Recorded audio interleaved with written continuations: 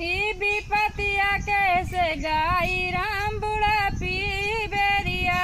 ई विपतिया कैसे गाई राम बुढ़ा पी बेरिया। राम बुढ़ा पी बेरिया, राम बुढ़ा पी बेरिया। ई विपतिया कैसे गाई राम बुढ़ा पी बेरिया। आई पतोहिया भय घर मालकिन बैठी हुकुम डोलावे। आई पतोहिया भय घर मालकिन बैठी हुकुम डोलावे। उल्टा नाम धरे हर जाई राम बुढ़ा पी बेरिया। उल्टा नाम धरे हर जाई राम बुढ़ा पी बेरिया।